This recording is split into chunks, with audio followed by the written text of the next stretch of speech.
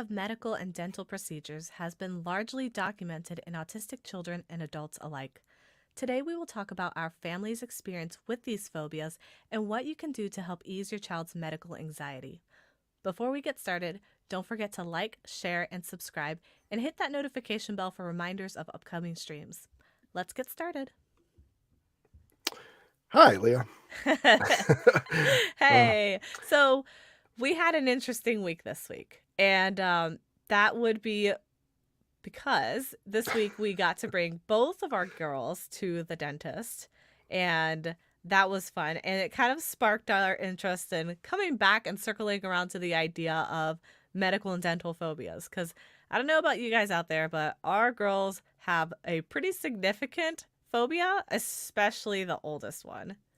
right. It kind of, naturally, I guess, kind of fell into place that we had the dentist appointment, and then we're kind of like, okay, what should we talk about this week? And then it was just kind of like, oh, let's talk about this experience because, it's just good.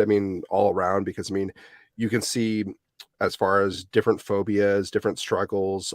We've always mentioned before having like a game plan in place and I guess repetition of whatever that game plan is. And then at the end of the day, when you're at the dentist office, doctor's office, it's kind of like, let's hope everything works because it's like game time basically. Yeah, I would say that with our family, this phobia journey really started really early, and I would say with our first child is where we really noticed it. Um, I can think as far back as pretty much when she was first what you would consider kind of conscious and aware of the world. Really? Like what, one and a half, two? Yeah, I would say not earlier than probably 1.5 because I have, memories of when our oldest was 6 months old. She was thrilled to be at the doctor because she loved the paper that they put on the tables. Because I actually found, like, old notes that I had written that our oldest was, having, like, a, like, gut laugh because she thought it was hilarious playing with, like, the paper on the table. So, she actually liked the doctor earlier than probably like a year and a half. But then I'm not sure if it's the phobia of kind of a strange place.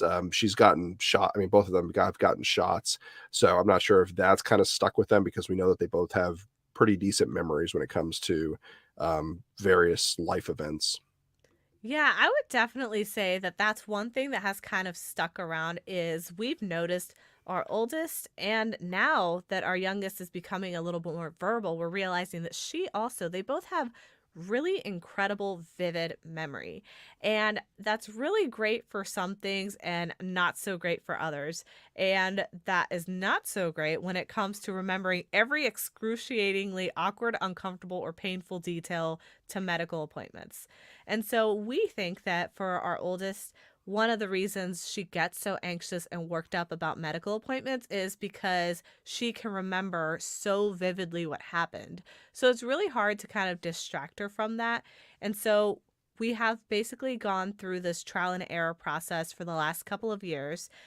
We've brought them to a variety of appointments and we've been kind of fine tuning our methods. So we wanted to share with you guys kind of where our kids started and where they are now that we've implemented some of these techniques so that if you out there are listening also struggle with your kids' medical or dental appointments, maybe these are some things that you could try out and hopefully it'll help you guys out. No, I think, overall, we're talking about both the dentist and kind of just their primary care pediatrician. I think, at least in my experience, I feel like the dentist is more of a challenging battle. And I guess my reason there is, there are challenges at the doctor, but the bulk of the doctor is kind of just waiting around for the doctor to actually do the examination.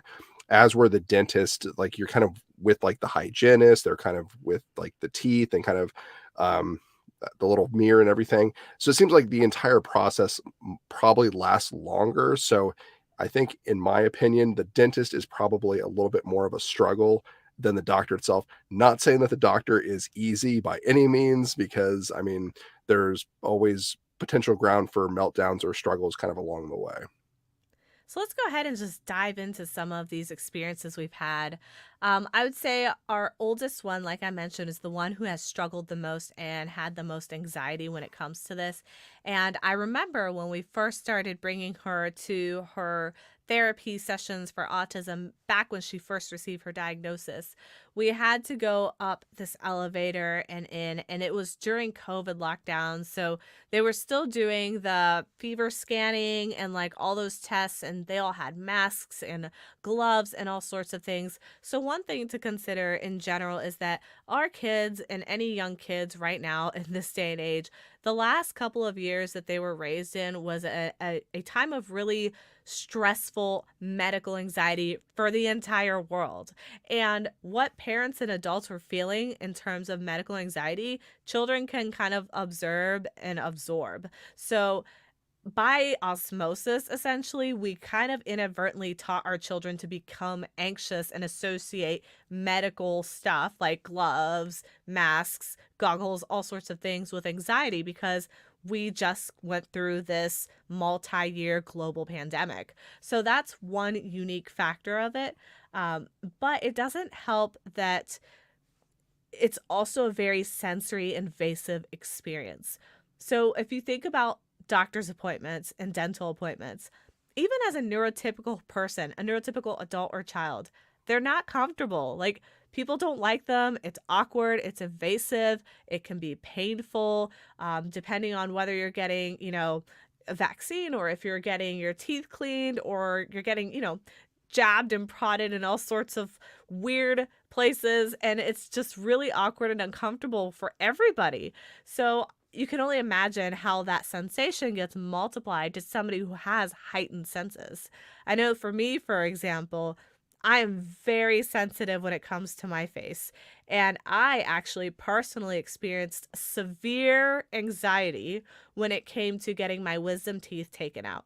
And it wasn't because of the procedure itself, it was because of the anxiety associated with the swelling that would come afterwards. And that to me felt very claustrophobic. It felt really, really stressful. And I had like a total meltdown when it came to that. Matt had to like talk me down a couple times. Well, and I think it was, even afterwards, with putting, like, the gauze in your mouth because, I mean, obviously, the excessive bleeding, I mean, the first day or 2 after, I mean, you still have to deal with, like, the washing and bloodiness, but I think it was even just having, like, the gauze constantly in your mouth, you didn't I don't remember you specifically stating that you were, like, concerned, but you could just kinda see it in, like, your face, like, you're a little bit more, I like, was a on hot mess, edge. let's just be Well, honest. right, but you were kind of a little bit more, like, panicked, like, "Okay, like, is everything okay?" Like, 'cause, you had it on, like, obviously both sides, the big gauze, but you were, like, very concerned and, like, I don't know, it was just It kind was of an horrible. interesting yeah. It was an absolutely horrible experience for me, and I am again, you can ask that if you'd like. I am a very, like, non-easily skittish person. I have no problem with bodily fluids. I worked in the ER as a medical scribe for almost 2 years. Like, I am not at all afraid of medical procedures whatsoever, but there's something about the sensory perception for me of just having stuff in or around my face that just stresses me out like crazy. And so that's something that for me personally, I just couldn't handle it and it was giving me like insane anxiety. And so I think about things like that. And I think about my children when they are going through these procedures. We don't really know because our kids are they're not nonverbal, but one of them's minimally verbal, and they certainly cannot express how they're feeling or what's causing them pain or anxiety, even though they can speak words. And so we have to see it from that lens and see that if they are freaking out, for lack of a better phrase, during these medical appointments, it's very possible that they're experiencing this sort of sensory overwhelm or this sort of sensory anxiety, and they really just have no better way of expressing it. And so they just panic. Right. So, I'm thinking of, just this past week, us going to the dentist, and for like, the week leading up to the dentist, our oldest kept saying that she didn't want, her teeth polished. Yes, I she think says I she think doesn't want that her was teeth polished which I thought was specifically. interesting, not like the little scrapey thing or whatever. It's like she didn't want her teeth polished, and that was what was her bridge that she did not want to cross. Um, so we kept reassuring her, like, "Oh, okay, we will tell the dentist not to polish your teeth and all this." And then, I mean, I had the youngest one with me, and you had the oldest one who was saying that she didn't want to polish.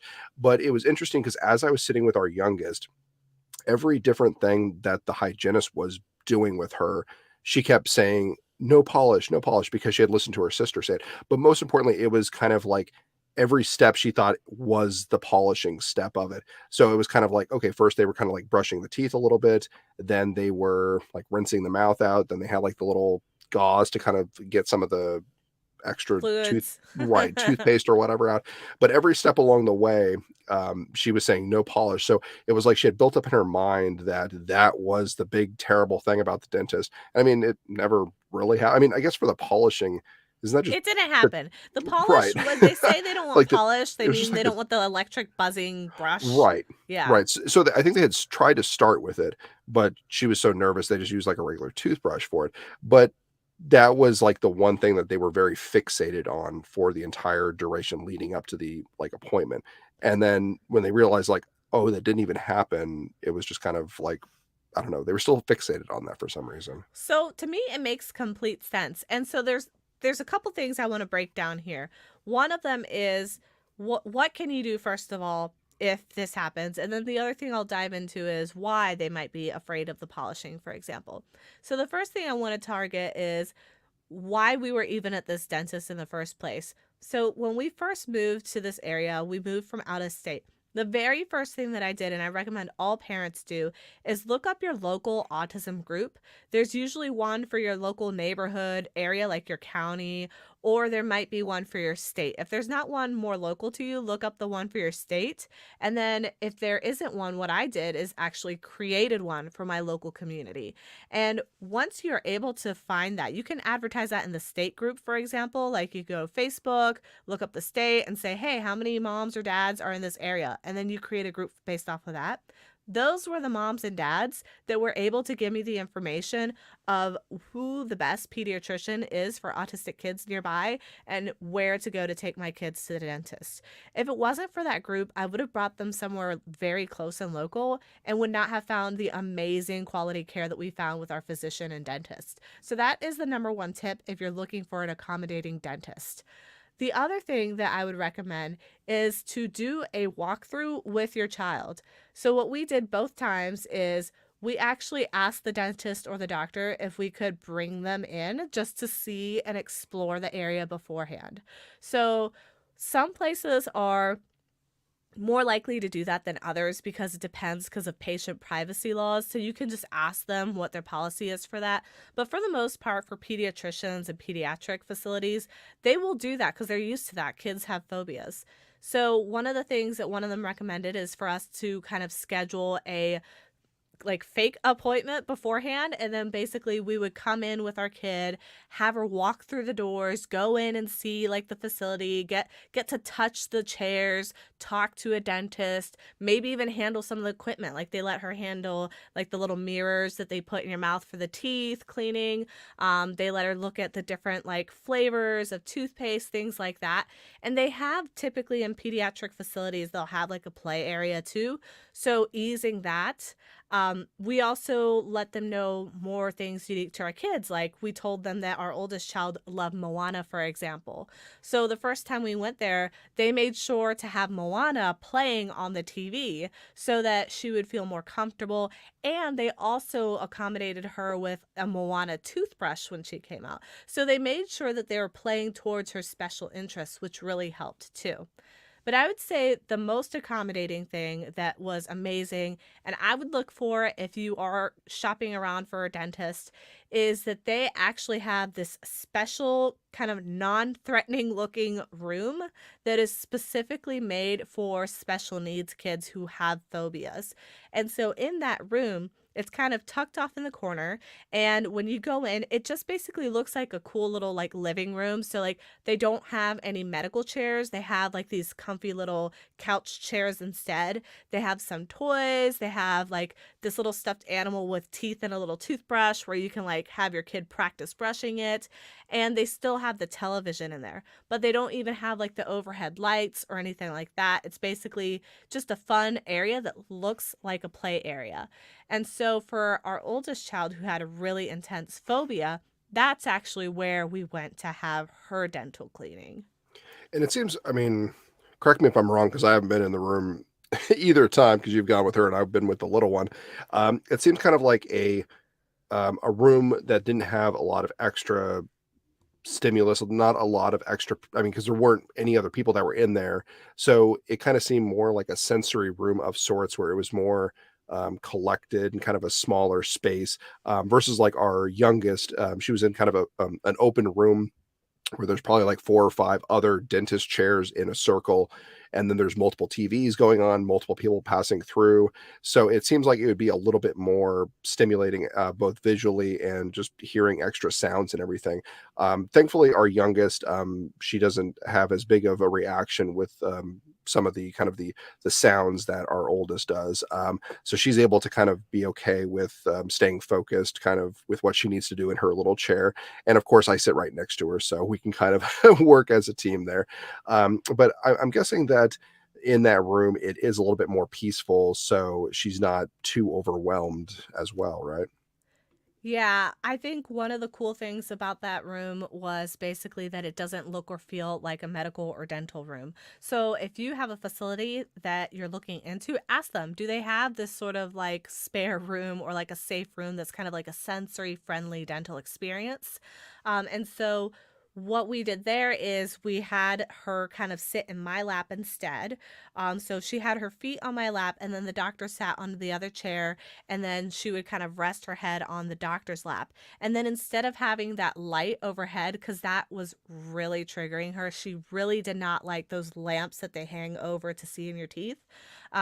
Instead of using that, the dentist was using the little headlamp, which some kids might find better. She actually still hated the headlamp.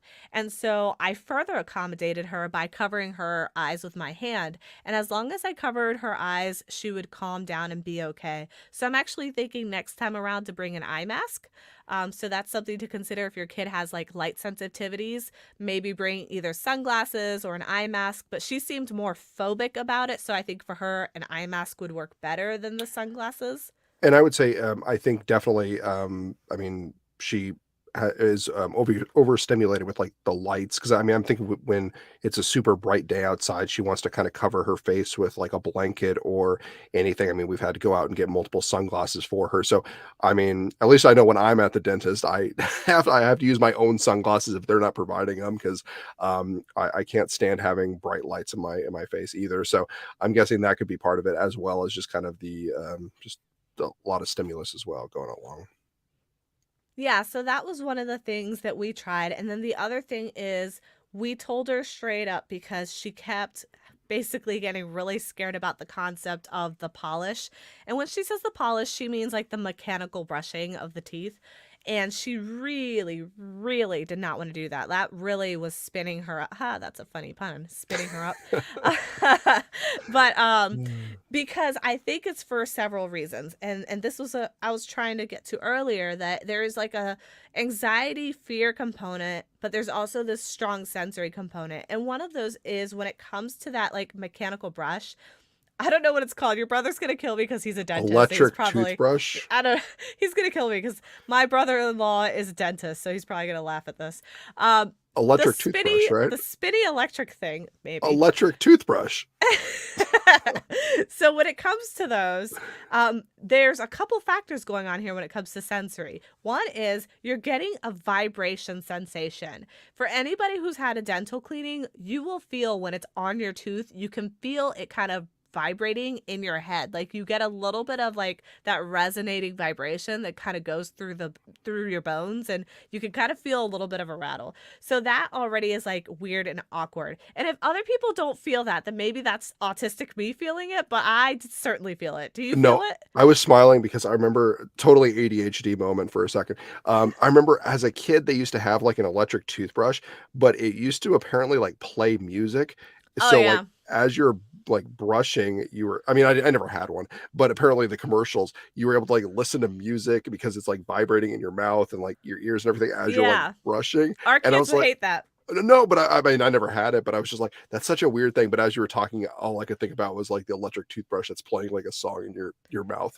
Yeah, So, that's like a sensory nightmare for an autistic kid or an autistic adult who is sensitive to that. So that's the one thing that really stood out was the fact that you're using this vibrating electric type of pulse on your teeth. So that's already going to send a bunch of kids off. And I know both of my kids, they are not the autistics who like vibration. There's some kids who love it and they love that like vibrating brush. Those kids might like this part, but my kids hate vibration. So that already sets them off. Anything that vibrates in general, they're kind of scared of. The other thing is the toothpaste that they use. When you go to the dentist, they're not using regular toothpaste that we would use at home. It's not like that nice, smooth, creamy toothpaste. It's like this really gritty type of dry toothpaste. And that to me, even I find that like a sensory nightmare because it feels like you have like wet sand in your teeth. but it's ice cream flavored, right? Ugh. I So always get mints that's because I don't like the flavors either. our youngest picked ice cream flavor, and it's like, of course, the gritty ice cream flavored toothpaste, and I'm just like, ooh, okay, you're gonna have to deal with that one. So, That is not what we had. As kids, all we had was mint and oh, cherry, and that was it. Or like mint and right, bubble gum. We did right. not get ice cream flavor. Right, I'm but I curious mean, what that's supposed to taste but I'm like. sure it still has the same texture, so I mean, it can't be Yeah, it's much gross. better. So, but yeah, you're right. I mean, because you just feel like your mouth just feels gross. So like that constant, I mean, rushing sensation. So I mean, and of course you don't have like it's just dry, so you don't have like water until like the very end. So I mean, yeah, definitely. Our youngest didn't like that at all. And it was a bit of a challenge to kind of get her through. But thankfully, they both do pretty well for the most part with brushing. So as long as we're able to convince them that they're just brushing your teeth, nothing new, just like at home, they were okay with it. I mean, there was still every once in a while she would kind of get shaken up, but overall, I would say she did okay. Yeah, so that's some of the things to consider there is that sensory aspect. One thing that you can do while you're either waiting for the appointment, because there's a couple points of anxiety. We found that one of them is in the appointment, but another big factor is the anticipation of the appointment. And sometimes the anticipation is the worst part. So that's when we will be walking our kids through like these social stories where we'll tell them the expectations of what's going to happen. First, you're going to go in, then they're going to call your name. You're going to go sit. When you sit, they're going to open your mouth. And they just walk them through all these steps. You can either do that with like a dental or medical social story, which you can find on Google pretty much anywhere. But we also did this by showing them episodes of like Daniel Tiger or like Katie's Classroom or any other show that's on YouTube basically that you can find that do walkthroughs of what to expect in a dental or medical appointment. Now, with the medical appointments, it's a little bit different than the dental appointment. There's a little bit of a different expectation and a slightly different phobia, and we had a slightly different problem there. Well, I think of like the experience at the dentist, it kind of is amped up and then it plateaus because it's like the intensity the entire time with the hygienist. At the like pediatrician, it's kind of like up and down because you're in the waiting room, so nothing's happening. They call you back, and then they're kind of alert, and then it's just kind of like they going through like the wait process, like weighing them in is kind of a challenge for us. And then you're back to waiting longer, so it's kind of up and down. But Yeah. yeah, no, I think we found like when we try and reenact situations with them, we have some luck. So like at home, we'll pretend to step on a scale, or in some cases, we actually have a scale that they can step on, and then we pretend to go and listen to their heartbeat, listen to the breathing with the stethoscope, and just kind of get them to the idea of like, okay, this is just what the doctor is going to do.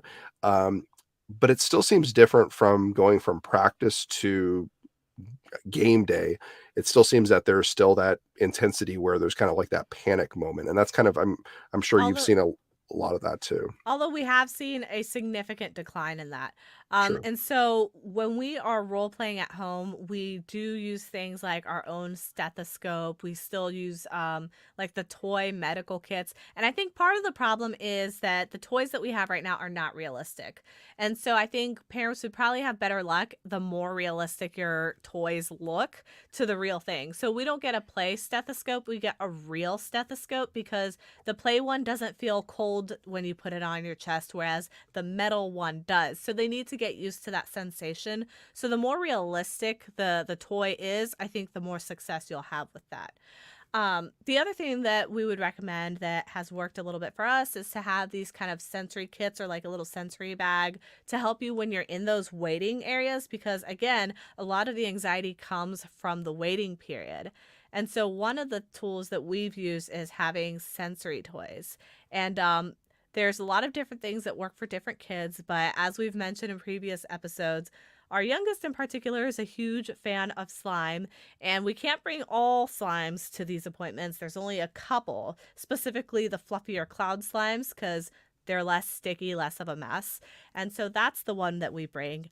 And her favorite is actually this strawberry fluffy Japanese cheesecake from Kawaii Slime Company. Check it out. So Are you looking for a creative sensory outlet for you or a loved one? Kawaii Slime Company provides a unique array of designer slimes for every special interest you or your child may have. They come in a variety of textures, themes, and colors, but this fluffy Japanese cheesecake is a personal favorite of our child's. It's got just the perfect amount of stick and jiggle while also providing some fine motor skill practice, ideal for the little chef or sensory seeker in your life. Check out the link in the description box below to snag this slime and others. And don't forget to use the discount code AutismWish15 to get 15% off your order today.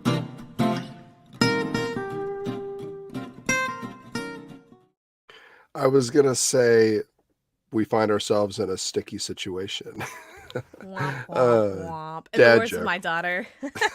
Dad joke. She totally gets Uh, that from me, though. She started saying that all the time. We're like, where does that girl get that sass? And then we from realized you. it was from me. Exactly. So, yeah, we have had about a split experience in terms of which one is worse, the dentist or the doctor. And honestly, it feels like they equally don't like either, but we have seen improvements. So, definitely our second time around with the dentist went better than the first time. They already knew what to expect at this point. We walked them through the process, and then having that special room really made a difference, and not being forced to use the polish this time around really made a difference. So, really being prepared and walking them through the expectations helped a lot. The medical aspect of things is a little bit different. We've made a couple of specific accommodations. Matt, in particular, you've had to make some fun ones. Right. So, I think for our oldest, she really doesn't like stepping on the scale. I'm not sure what I mean, we've What woman practiced. does? Well, exactly. Um, so I mean, the little one will kind of step right up and she's fine. Oldest, not a fan. And honestly, she hasn't been a fan at all. Even when she was, I mean, even when she was younger, like 6 months old, she she hated the scale. Um, so the tip there is basically me walking on the scale with her or holding her on the scale and then taking my weight plus her weight and then just weighing me, and then you do a little bit of math and you can find out how much she weighs. So it's fun for her and me because I get to figure out how much I weigh at the doctor every time we go too. It's like a free checkup. So that's always fun. So I think that was, I mean, our big tip for that phobia. I'm trying to think of other ones. The other one is that when we are going into the doctor, we usually kind of judge which one is more phobic. Usually it's the oldest one that's more phobic than the youngest. So what we try to do is kind of judge which would be better. Would it be better for the oldest to go first or the youngest to go first? If it's coming to like there's going to be like vaccines required or something like that for school, for example, we usually have the most phobic go first because then she can't really see or doesn't know and can't anticipate. And so that anxiety part can be reduced a little bit because she doesn't know what's coming. It just kind of takes her by surprise. And then because of that, she stresses out less about it. Whereas if you do it the other way around, she would watch and see her sister and then she would freak out the whole time anticipating it. So we kind of do that a little bit strategically. Yeah, I mean, I think those are our 2 biggest ones that use other than bribery with, like, ice cream afterwards. We do always try to give them a reward afterwards, even if they fuss, even if they cry during the appointment, even if they have a meltdown during the appointment. We still go out of our way to reward them afterwards because we want them to know that we basically are rewarding the fact that they went through this process with us and that we're proud of them for trying, even though we know that it's hard for them. Even if it appears to be unsuccessful, if we got through the appointment and got most of what we needed, like that's fine. That's a success. We don't always do the things that need to be done. Like we have never really been able to fully get her vision test done or her hearing test done because she's always too anxious to get it done. But we still treat it like a success because we have to think about it kind of like how an adult goes through exposure therapy. It's really hard to face an anxiety that is that severe. It's really hard to face a phobia that is that severe. And so each little step forward is actually a giant leap forward in a sense. So we want to make sure that she feels supported and that they both feel like, we're proud of them just for showing up because we know how hard it is for them to even literally physically look at the building. And I think progress is progress, but I feel bad at the same time because I'm thinking of, even this past week when we had to go to the dentist, um, the whole week before she was saying that she was didn't want any polish on her teeth, so she didn't want the, electric toothbrush. And then even after we left the dentist, it wasn't like it immediately ended where she was no longer scared of it. We were in the drive-through to get ice cream for her to kind of like celebrate, like, "Hey, you did such a great job." And she was still repeating, "No, no polish, no polish, no polish." And it's like you're done. Like that's all done. And we would just kind of keep reminding her like, "Oh no, the dentist is all done. We're not going back. You're done with the dentist. Like you did a great job." But it was still like kind of like caught in her like memory in her mind where she kept kind of, I guess, like reliving like the trauma a little bit. And so I feel bad because I'm like, instead of just being able to be like, "Oh, we did it," like I am done with the dentist, it kind of still lingered on for the rest of the day where she was still worried that she was going to have the electric toothbrush. And it was just kind of telling because it shows like how significant some of these minor challenges are and how big they are in their eyes because it's not just half an hour at the dentist. It's a week plus because they're terrified the entire time leading up. And then even after the dentist appointment, there's still carryover where they're still nervous about it too. So, it just kind of gives you a different perspective if you're kind of coming from the outside in that it's not just a 30-minute dental exam, it's much longer in their eyes too. I think the biggest mistake that parents can make when it comes to addressing our kids' behaviors at medical offices and dental offices is assume or think that the child can control their reactions or assume that they're just misbehaving because it's very easy as a parent to get frustrated. I mean, believe me, we have two. We have two autistic kids that we are bringing to these appointments at the same time, both of which are phobic, both of whom have meltdowns, both of whom require a little bit of manhandling on our part. So we totally get the stress and frustration. Like, it is not fun having a kid melt down publicly where everyone's kind of watching and judging. We get that. But at the same time, we have to remember as parents, like, our kid is struggling right now. They are going through something right now. And this phobia is real. It is like a panic attack, it is visceral. And so we need to kind of step back and be empathetic and try to understand that, hey, this is not easy for them. They really are having a tough time right now. And the best thing that we can do as parents is make sure that we remain calm and focused in those situations. We have to be their calming voice. We have to be the one that is helping them to kind of calm their heart rate, show them to take a deep breath, show them and lead by example that, this is okay. I'm here for you. We're going to do this. We're going to make it through, rather than escalate by getting upset or maybe kind of nervous because people are watching. Your kid will read those signals. So the more in control we can be, the easier it is for us to help our kids get in control. And you just made me think of something too. I mean, we mentioned it probably early season 1 and season 2. If a meltdown happens or they're getting frustrated, upset, and making a lot of noise, and you're worried about other people looking at you differently as like a parent that doesn't have your kid in control, that they're misbehaving, like, I would just shrug it off. I mean, the chances that you're going to see any of those people in the room again, very low. You will probably possibly see the hygienist again. Honestly, I don't know if I would remember our hygienist the next time we come back, so who knows if if it makes any difference one way or the other.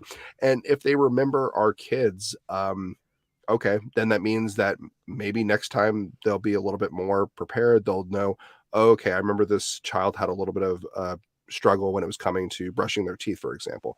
So they can have that in the back of their mind because they've kind of built a little bit of rapport. So I mean, I wouldn't worry about any of the other parents or anyone else trying to make judgments. I would just do what you're doing and focus on the one reason that you're there is for the checkup for your child, and to make sure that they get through the checkup as easily as possible. There's a whole lot more that we can say. If you guys are all interested, leave a comment below and let us know, because we might end up doing a part 2 to this if y'all want it. Because there is so much more, especially when it comes to the older autistic kiddos, things like restraint systems and stuff that some facilities use that we have some opinions on. So if you all would like us to talk about that sometime, let us know, because unfortunately we are out of time. And so we will have to wrap up this week's episode.